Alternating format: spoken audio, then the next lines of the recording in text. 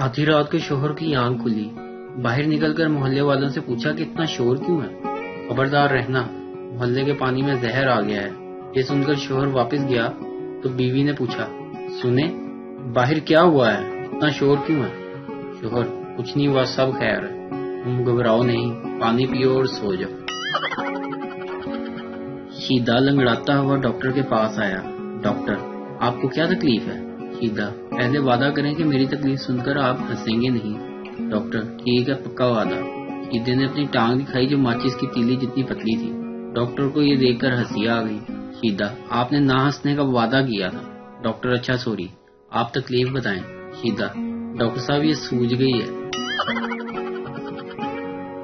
سب سے زیادہ غصہ تب آتا ہے جب آپ سارے برتن دھو چکے ہوں اور کوئی بار بار مزید برتن لا کر رکھ دے۔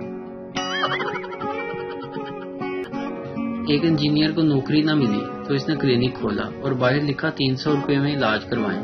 علاج نہ ہوا تو 1000 روپے واپس۔ ایک آدمی نے سوچا کہ 1000 روپے کمانے کا اچھا موقع ہے۔ وہ کلینک آیا اور کہا، مجھے کسی چیز کا ذائقہ محسوس نہیں ہوتا۔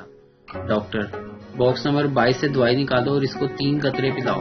اس نے پلا دیے۔ مریض، یہ کیا؟ یہ تو پٹرول ہے۔ ڈاکٹر، مبارک ہو، آپ کو ذائقہ محسوس ہو گیا، لاؤ 300 روپے۔ مریض کو بڑا غصہ آیا۔ کچھ دن بعد وہ پھر گیا تو ڈاکٹر سے پرانے پیسے بھی واپس لینے ہیں۔ مریض، ڈاکٹر صاحب میری یادداشت کام نہیں کرتی۔ ڈاکٹر، باکس نمبر 22 سے دوائی نکالو اور اس کو 3 قطرے پلاؤ۔ مریض، لیکن وہ دوا تو زبان کے ذائقے کے لیے ہے۔ ڈاکٹر، مبارک ہو، آپ کی یادداشت بھی آ گئی، لاؤ 300 روپے۔